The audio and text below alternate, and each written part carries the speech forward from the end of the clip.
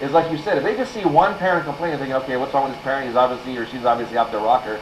Okay, yeah, go away. Yeah, exactly. Yeah, go away. But if you start coming in numbers, yeah, that's the only way, like you said, you're going to make change. Yeah, we had a few parents show up a few times, but they wouldn't get up there and speak because they're kind of like stage fright, and so they just sit out there and listen to the interaction. And you know, when we go to the actual park and rec meeting, that's a separate meeting than the town council meeting. All they talk about is how's the little league going, and let's do this for the little leaguers, and you know, and I'll go up there and the whole audience will be nobody. Me and my wife will be the only one sitting there, and then I'll get up and speak about the bike issue for a few minutes, and then they just go about their conversation, and it's like I'm being ignored. Right. Like it's not.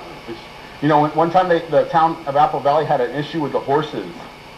They were doing something that got the horse people mad, the equestrian. So at the next council meeting, the whole parking lot was filled up with equestrian trailers and horses, and they all went in there and gave their gripe and all. Right. And I thought that's the way we need these the skate park issue. At the next Apple Valley, at the next Victorville council meeting on the 15th, on the Daily Press blog, there's a lot of parents are saying they're going to show up at the Victorville council to talk about, you know, this issue. You know, but I'm surprised to see how many is going to really show up. Yeah. You know, like one, probably. Well, I mean, this is a nice venue for you to get the word out, and maybe more people can get involved and participate and show up. You know what I mean?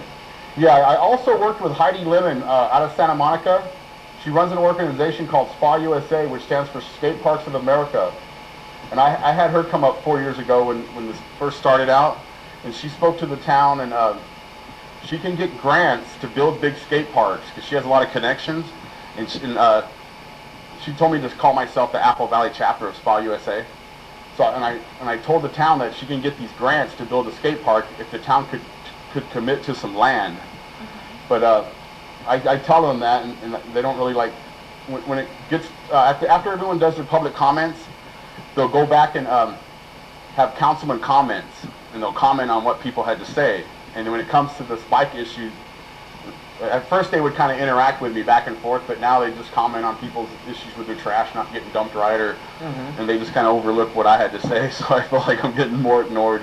What I would like to do, and I remember when I went to Chapey College taking broadcasting classes over there, when we were doing the filming segment of learning how to operate, you know, cameras, and how they used to set them up like at town meetings and stuff, and sporting events, city events.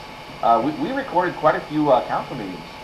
I don't think it would be a problem if maybe one of these meetings we could actually get over there and film a meeting in section just to see how you are being ignored.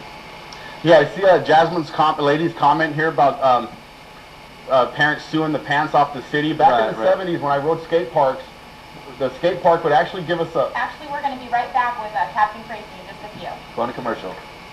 Yeah, I want to read somebody. It's like a title. We're back. Welcome back. Yeah, we're back with Captain Crazy Lacy. Yeah, sometimes when I see a lot of these kids getting their bikes impounded and tickets, I'm thinking, well, maybe that'll get their parents to come down and get involved and help with the situation. Because like, if no one gets involved, then it makes the city and the crackdown and what the police are doing, it makes them look like they're in the right. Because there's not no one voicing out about it. Exactly. Yeah. Exactly. Like Welcome, with these. Roman. Oh yeah, I wanted to get back to Jasmine lady's comment about the Sioux. When you go to these skate parks as it is, there's a sign up there at the skate park that says, "This sport can relate in serious injuries and death, and the city is not liable." And back in the 70s when I rode in skate parks, they had the skate park would give you a waiver paper like that you'd have to take to a notary public and pay him like $8 or whatever. He'd stamp it saying that you understand all the rules and there's death could be involved. And you know, and I hear people say, well, the person will go get a hotshot lawyer like Lawyer Allred and still go after you and sue. But you know, I feel like if you have that binding contract that says you know what was involved, and you know, I feel like if they put someone in charge, it would stop the police raids. Right. Because when a person enters the park, put on your helmet, put on your pads, okay, you're good to go. Instead of I feel like sometimes maybe they don't want to put someone in charge because they're making revenue off of it. Exactly. These kids. Yep. That's true. You're right, and you're right, and it would free up so much of that police time and effort to fight real crime. Yeah. Basically. I totally agree with that. Totally agree with that one. Yeah, town councilman Raleigh, that's on the Apple Valley Council, when we did the Chuck and Pat Hansen's bicycle ride to get more bike lanes built, I rode alongside him and we discussed this issue, and he said he supports the youth on this issue, but he needs 2 more members of the council to sway the vote.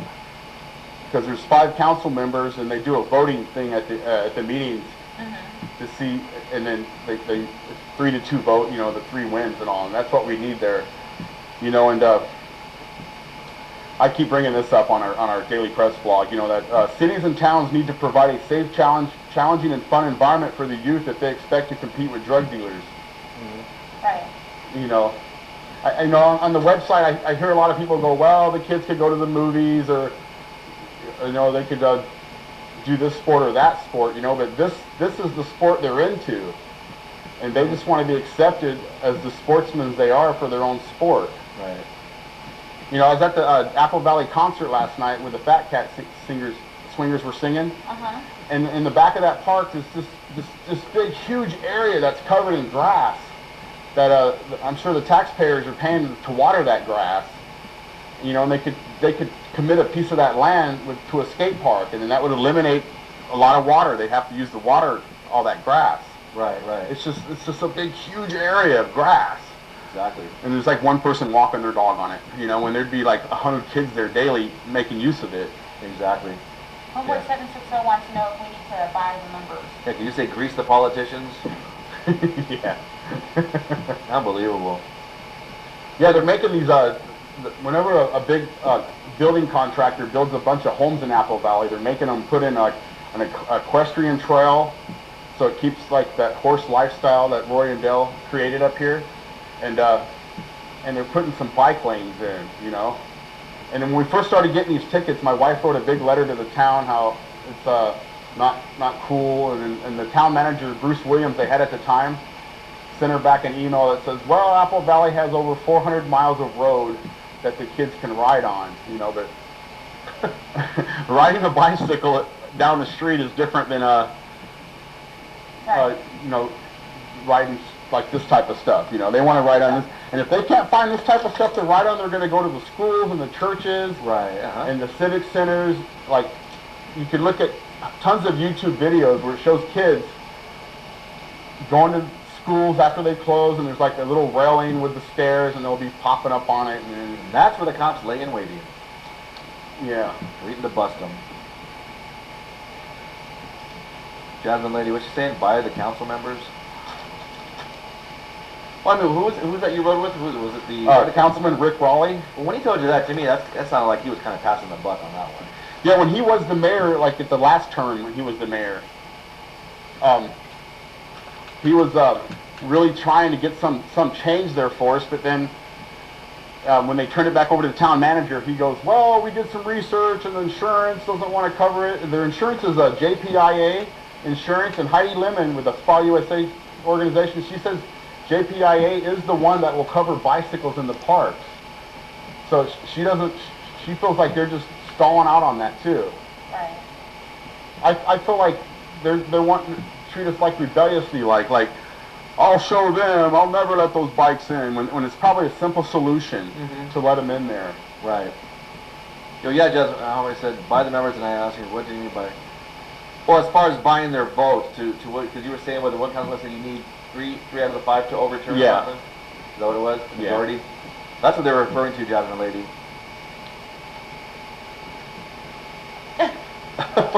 Homeboy 760 says we need to have a car wash with kids and posters saying we need money to buy the council members. I had at the side of my pickup for a while, I had a little logo I spray painted on there that said Apple Valley Town Council allow bikes now at 3 Diamond Skate Park. Wow. And then they were working on making some change, and like they were going to come to a solution, so I went ahead and just sprayed over it. But now I feel like you got to put it back on. Yeah. But you're right, I mean... His wife's like, no. I'm like, it's all good. You said the bike kids and basketball kids got in a tussle last week? Yeah, sometimes when the cops are lurking around the park, the kids will get out of the skate park on their bikes, and they'll like ride on the basketball diamond and do like flat ground tricks.